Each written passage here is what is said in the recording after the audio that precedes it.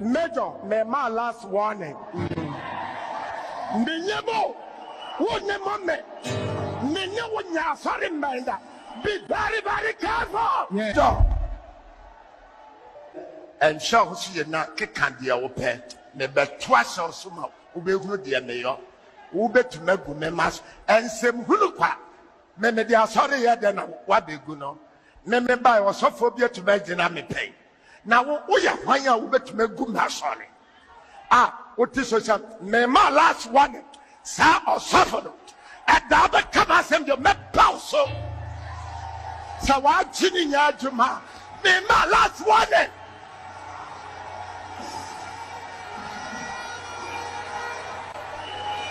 What I came with my ministry. I shall come on you. Where do you go? And where do you ever meet me?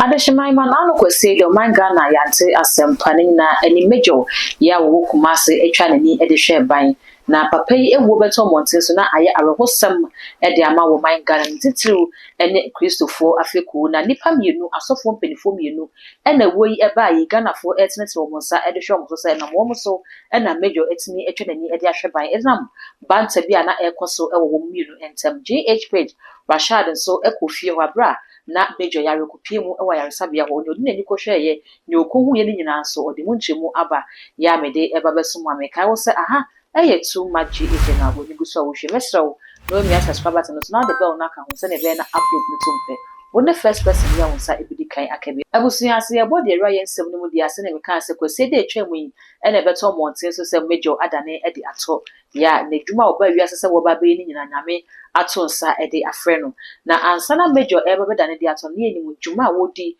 ewo media ne so ede boa Kristo ahenye no na ene banta bia na ekoso so pani Adom chedua eba abonten kra bata kire mejo kire se wo hweye ewo nyeme bia wo ye no ho bibia busia ye bekwa kopie mu ewo GH page Rashad nchen ensemu akopie mu ewo hospital ho no de ne ko huye ene ne esi potin no ye do abeso na ansana no ye ni kai enkai ye ho kakra abra Major Etias ne wokoka ye no nti enam so e ma edi banta beto wo no ene asofo mienu entem enti me pa so me ba wo so no me ni de ode ba so di be jina wo social media baby say de wo kan de apart from that be back na na ye oni obofo entem kamanta wo bie bae fa yesu mu jasem kakra enti sankomodi ena ni ba no ebisa me say obofo si obe crash and I'm so for Casasam, Sabi, a young Corasab.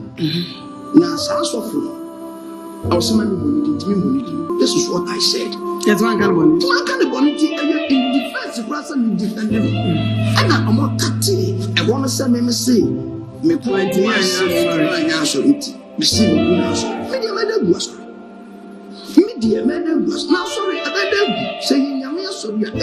Afa busuya mejo nsem a wo kan ye ni na ne sofopani Adom chedua so reply o de bae no eno so na ye kwa akohwi Major, my last warning.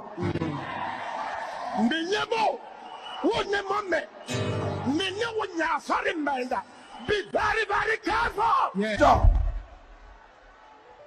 And so she not candy our pet. Never twice or somehow. Ube good, dear mayor. Ube to make good members and some huluqua. Meme dia sorry ya then what be good no. Meme by was so phobia to make dynamic pain. Now we are why you ube to make good sorry. Ah, what is social? Me my last one, sir or suffer. At the other come as him you make bow so. So I'm chinning ya Juma. Me my last one.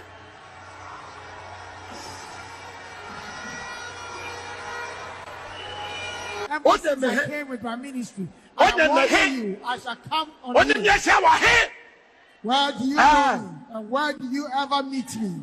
Entebusia na Rashad so ekokopie mu abra na Major eyare ewa yare sabia na ono kwade na wo kire se nkone no kra askedo show ya wo bobo eba be de dwoda enu tinka wo frɛ no bisa ne se obenya aba ya wo kɔfrɛ ya ne rere ene kɔkɔfa ya wo kire mu ka kire ne se o wo papa de no ho mfa ne to te sa na busia so wantena se kra ene no tu ka hwi no kopie mu wo kopie mu no ne wo kohu ye ene ne kɔso ewa yare sabia ho eno ne yakɔ akohwi.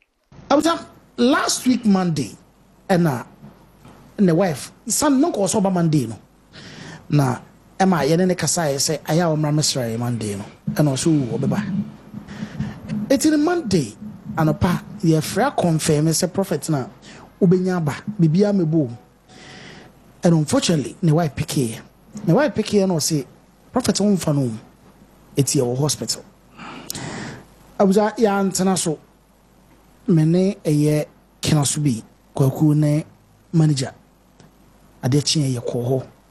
The last time I call was Thursday anopa around by 12 thereabouts and I call na prophet ho ye ne busua di nkomo ye ne sof maame di nkomo and I busa se na de na ye no ana omu kire se o ne yam ene ye ne ya ne yam ene ye ne ya it seems say Sunday na nwumre no and o se ne yam ye ne ya eti no omo rushing the kind de call clinic bi o tano so ba omo koduriye no na doctor na o hwe no kase da bi omo mfa ne nko ba bi a eye higher eti ye de ne call eye SDA hospital I wo kwada so Salom Junction ho ye de ne call kwada so SDA because ho na no mo person mo man oxygen because na hu me no e wo form dodo eti ho na bi wo enti ho no mo de ne call I was at the prophet call honomo Sunday and ajo around say be 11-12 day and I journey the call. Prophet call what da honum dear also doctors in be an omoye. Dear your call no wada kakra but a nimuno of so cratin any din komo kakra just few seconds near cry say ma on straining no edian ho betono. Now already near cry what your yemino nji komo ah ya hye ne magunachi iti ye twen and abusha yede ni abusha di nkra ene yekoye Friday yantimi anko it is Saturday na no pa around be 6:37 and a years of my frame me or frame me no say anope ya Dr. Bonen Kyei say a ye prophet major wa enyamedia yantana so ano machin sama ano panana me frɛ kwaku na me frɛ manager any dimrika a call SDA hospital. I was a call na yakoto say na prophet ejankuto na ejankuto ho Santino prophet na prophet Santino no ho na ye asofo be 4-5 na yakoto mo e ho na sof mame ene sof mame se mun se sof mame we twin na abusianfo kakra na ne ba cha de ba panyini no na ono so ho obi esu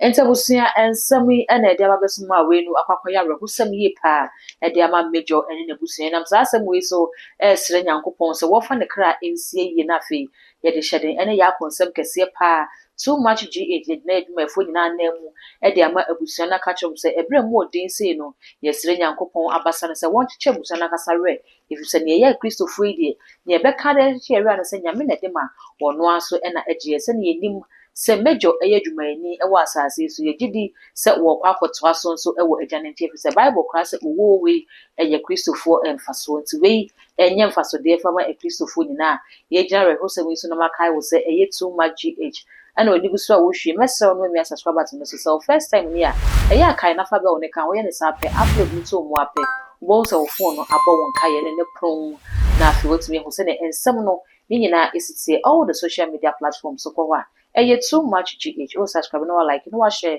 na wunya bin so enye bi ahwe. That good. Enemy dey da asesa bibia me ba. Wunya brani adaje edition. Ye kwanu man makro ma ye nyi prebu wo kwan so. Wo la la. Odofo ede ne wo hawe, ede ne wo dadwen. Yare be na ye kwankwa a wo de chenchecheche a wunya anu aduro. Ene na me kanfo Raboni Spiritual Research and Divine Medical Laboratory ede ama. Eye Prophet Dr. Abedegu ene da no. A wise man will hear and will increase knowledge, but the fools despise counsel. Prophet Dr. Abednego ye odifo a eweye mremu awurade eyi no ama wiase se sunsumu ya rebia aye okwanko a Dr. Edikre Wowo, and the Aname Kanfo Prophet Dr. Abednego Invisible Teaching Hospital, powered by Castoplanto Technology. Kai, Prophet Dr. Abednego, and you pray for me. Intercession Prophet Dr. Abednego Echiri Kwanwo in Sanwama Dwejiri, Oreku Liberty House. And I said, Fred Dr. Prophet Abednego 020-859-9576. Now I said 027-8977-215. In short of 4, Kai, so would you be was for Nasemba, na bibi krep.